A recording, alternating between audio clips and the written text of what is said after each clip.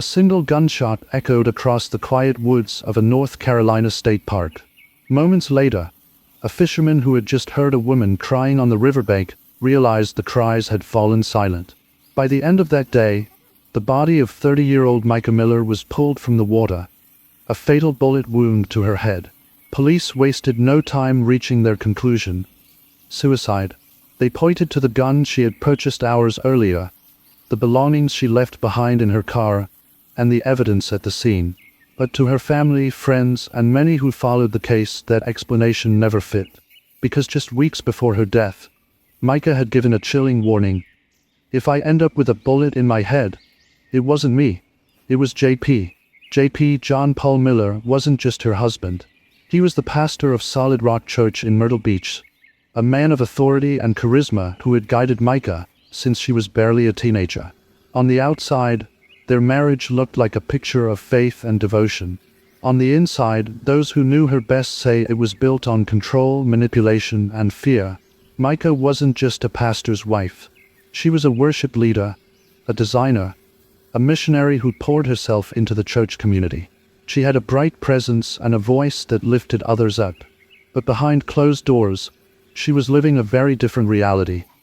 One marked by emotional abuse, intimidation, and attempts to break free that always seemed to pull her back.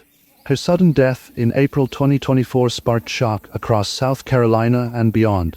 Was this truly a woman overcome by her struggles, choosing to end her life? Or was it the silencing of someone who finally refused to stay quiet about what was happening behind the pulpit? To understand how Mica's life came to such a tragic end, we need to go back to the beginning, to the church where she first met JP, and to the complicated history that bound them together. Because this story isn't just about a death in the woods. It's about the tangled web of faith, power, love, and betrayal that led to it. To understand Mica's story, we have to rewind more than a decade, back to when she was just a teenager stepping into the walls of Solid Rock Church. Mica was 14 when her family first joined the congregation in Myrtle Beach, South Carolina. At that time, John Paul J.P. Miller was the energetic youth pastor, a man who seemed to inspire loyalty and admiration. For a girl still figuring out her place in the world, church became her second home, and J.P. quickly became a figure of influence in her life. By 18, Mica was deeply involved in ministry work. She joined the church's media team and volunteered wherever she was needed. Around that same time, she married a young man named Jeremy, who led the sports ministry.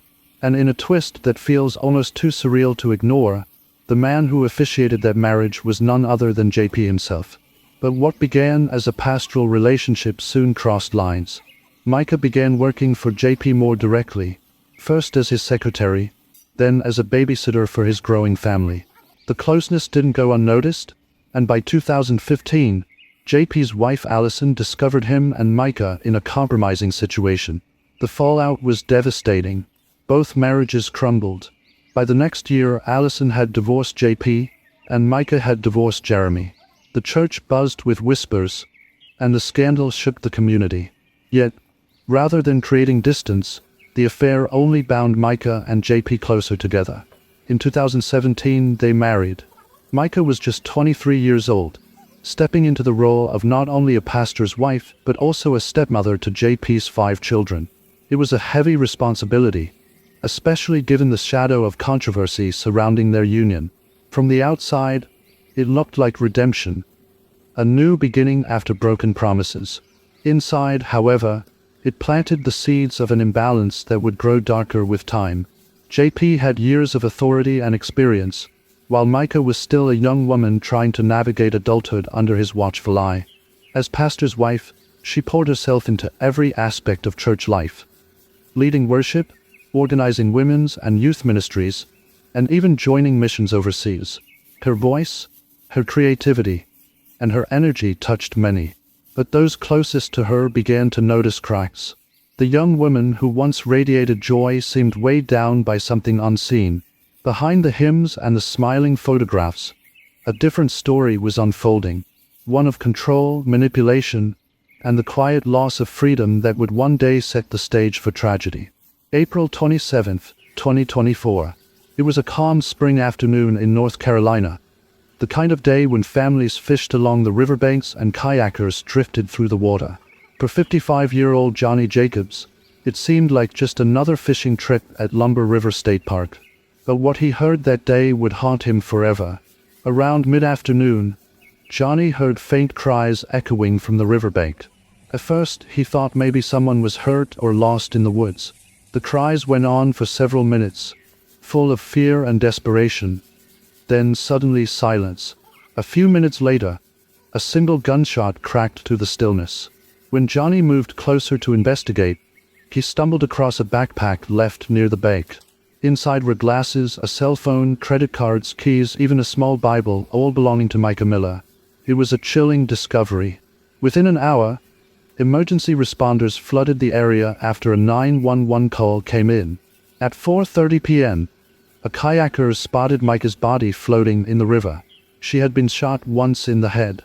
Nearby, her car was found parked neatly at the lot. Inside was an empty gun case and a box of ammunition. Later, divers recovered the firearm from the water. A Sig Sauer 9mm pistol, purchased just hours earlier from a pawn shop in Myrtle Beach.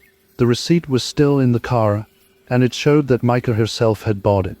For investigators, the evidence lined up too neatly. A newly purchased gun, a single shot, no sign of struggle. It pointed to suicide. By the time the coroner released the report, the official story was set. Mica Miller had taken her own life, but to her loved ones, nothing about it made sense. In the days leading up to her death, she had made plans. A hair appointment, church on Sunday, even new goals at work.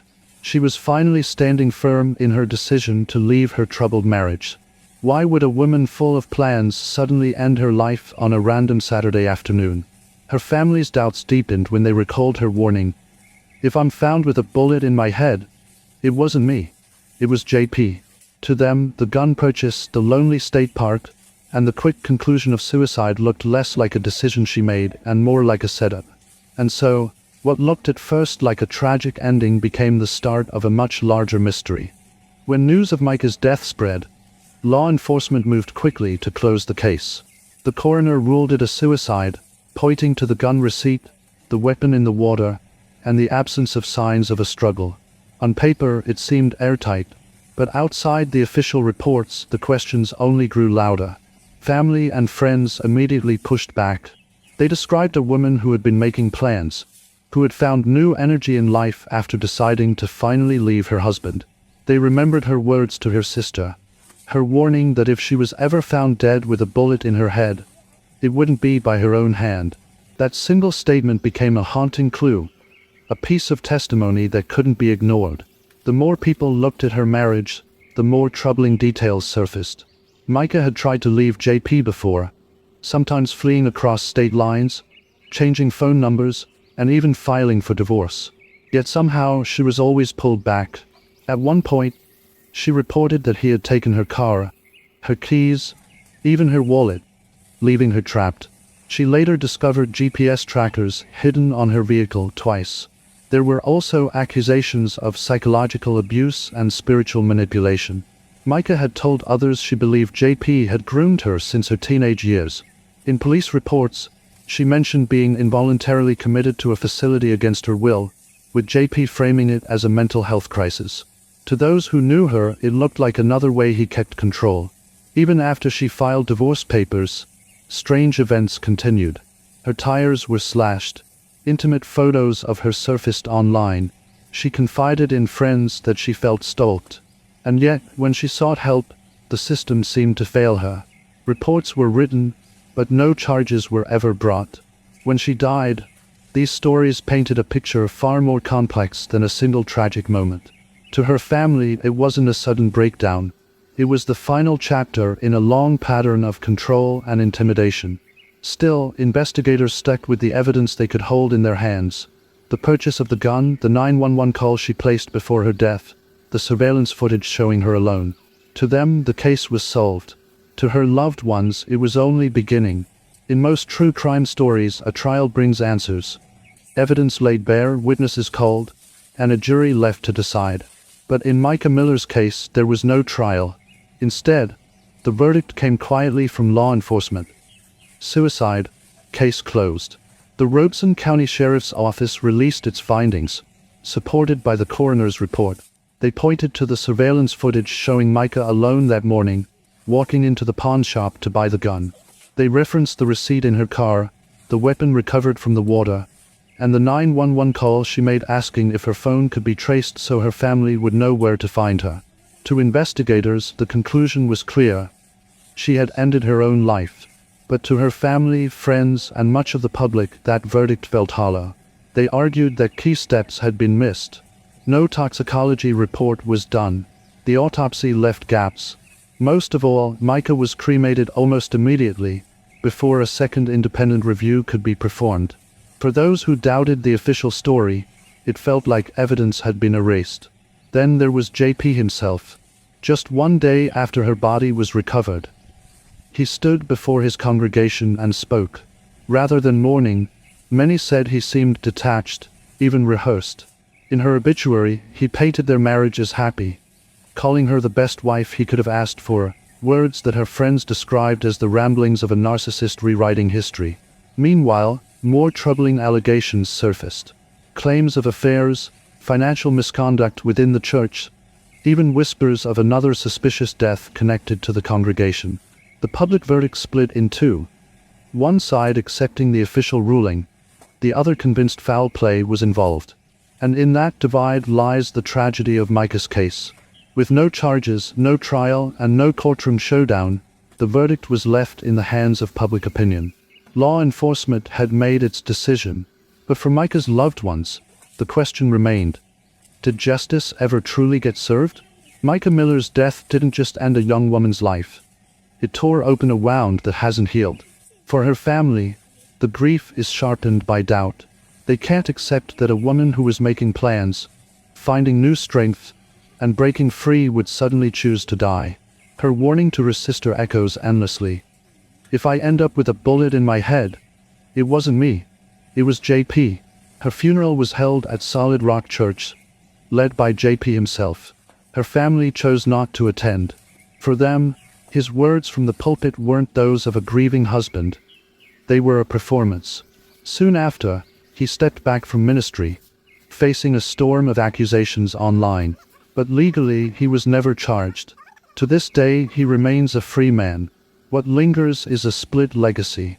On one side, the official record says suicide. On the other, friends, neighbors, and online communities see a story of abuse, manipulation, and a woman trapped in a cycle she could never fully escape. Both sides agree on one thing: Mica's life was far more than the way it ended. She was a singer, a leader, a stepmother who tried her best to love a complicated family.